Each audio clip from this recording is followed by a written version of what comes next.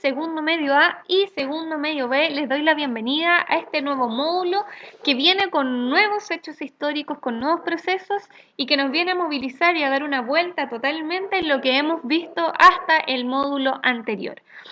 Si vamos a ver, ¿cierto?, nuestro objetivo. El objetivo es relacionar las características políticas y económicas con la cultura del Chile del cambio de siglo a través de mapa virtual.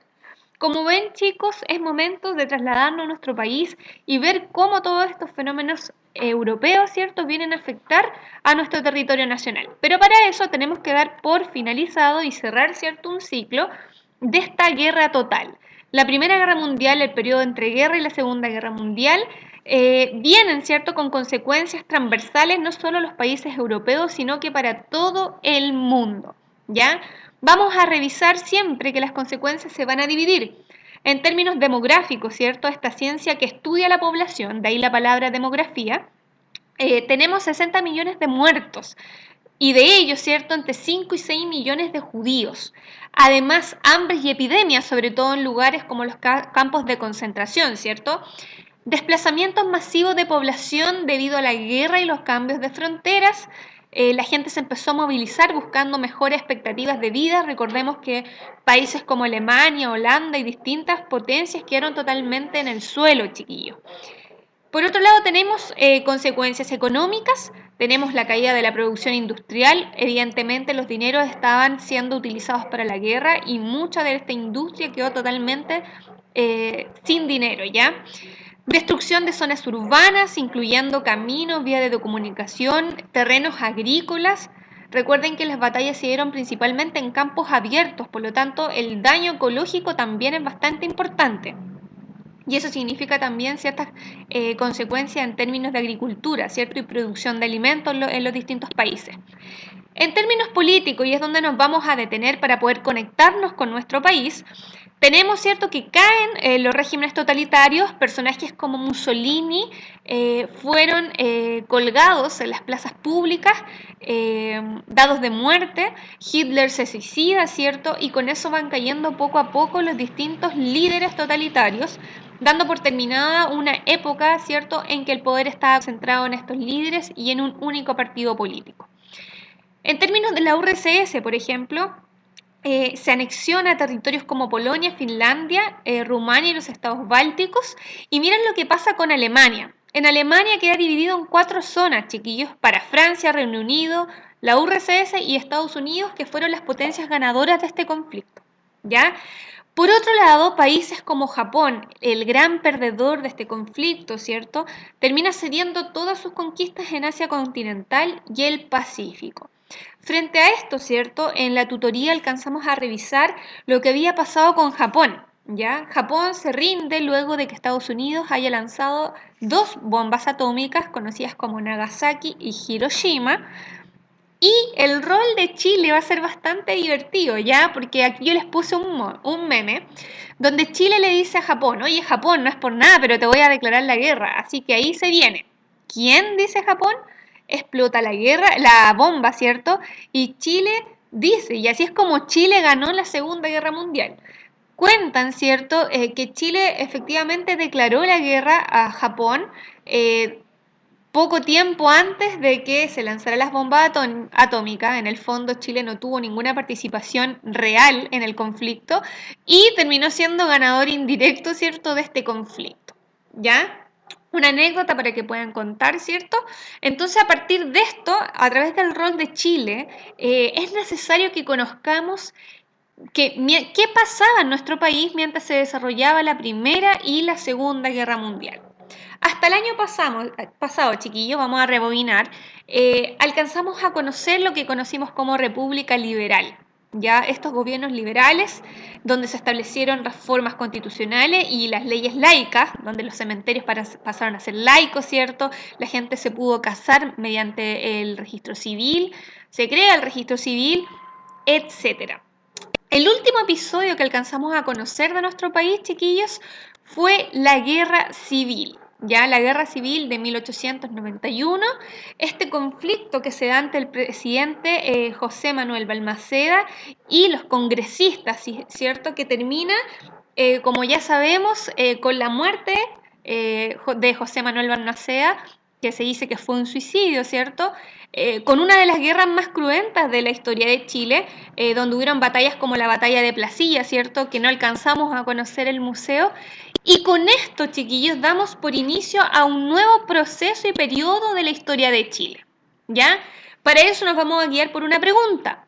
¿Cuál es la situación política, económica y sociocultural en el Chile del cambio de siglo? Vamos a ver entonces qué estaba pasando durante estos años en que en Europa había una guerra mundial, dos guerras mundiales, qué es lo que estaba pasando con nuestro país. Muerto José Manuel Balmaceda, ¿cierto? Damos inicio a un Chile en el cambio de siglo. Estábamos en 1891 ya, llegando a 1900, y con eso parte el periodo que vamos a llamar el parlamentarismo a la chilena, que dura entre 1891 y 1925. ¿Qué es el parlamentarismo, chiquillos? Es un sistema político, ¿ya? La misma palabra lo dice, hace referencia a quienes al Parlamento, es decir, al Congreso, senadores y diputados. Esto nos dice, ¿cierto?, que la batalla frente a Balmaceda, ¿cierto?, lo ganan los congresistas, el Parlamento, y son quienes van a controlar la actuación del gobierno durante todos estos años, ¿ya? Inspirados como siempre en lo que estaba pasando afuera, Chile se va a inspirar en el parlamentarismo inglés, pero como siempre, chiquillos, aquello que se copia de un contexto totalmente distinto como lo es Europa, se copia mal, ¿ya? Y eso es un poco lo que va a pasar en nuestro país. Vamos a ver, ¿cuáles son las características de este parlamentarismo, pero en Chile? El presidente es considerado irresponsable. Eso significa que este presidente va a tener menos responsabilidades que el Congreso y muchas de sus decisiones van a ser vetadas por el Congreso, ¿ya? Leyes periódicas son aprobadas exclusivamente por el Congreso Nacional. Es decir, si queremos que una ley se apruebe, aquí no es la última palabra la del presidente, sino que tiene que ser exclusivamente por el Congreso. O sea, un parlamento con mucho poder. El Congreso puede interpelar, acusar y remover a los ministros de Estados. Esto significa, chiquillos, que el Congreso podía tomar decisiones, ¿cierto? Y remover los ministros de Estado si ellos se le antojaba, ¿ya? Acá viene un problema que vamos a ver más adelante. Inexistencia de la clausura de debate en el Congreso. Cualquier ley podía interrumpirse por tiempo indefinido. Es decir, si queríamos tener, por ejemplo, una ley nueva, esta iba a estar rebotando dentro de la discusión del Congreso durante un tiempo indefinido. Eso significaba que para promulgar una ley podían pasar años y años y esta no se iba a poder promulgar si el Congreso decidía que necesitaba seguir debatiéndola, ¿ya? Nadie podía clausurar ese debate. ¿Qué va a pasar entonces? Le pongo una imagen aquí. Claramente, quien va a tener más peso y más poder van a ser los diputados y senadores por sobre el poder ejecutivo. O sea, el presidente queda, como dice Aclerto, un poder casi irresponsable, sin mayores responsabilidades ni toma de decisiones, ¿ya? ¿Habrá resultado efectivamente este parlamentarismo a la chilena entonces? Efectivamente, chiquillo, acá en Chile no funcionó. El Congreso legislaba por intereses personales y utilizó una serie de mecanismos legales para impedir la libre acción política del presidente y sus ministros. Algunos de los problemas que seleccioné, chiquillos, son estos que están aquí. El hecho de que el Parlamento tuviera tanto poder, tanto poder por sobre el presidente, por ejemplo, va a generar una rotativa ministerial.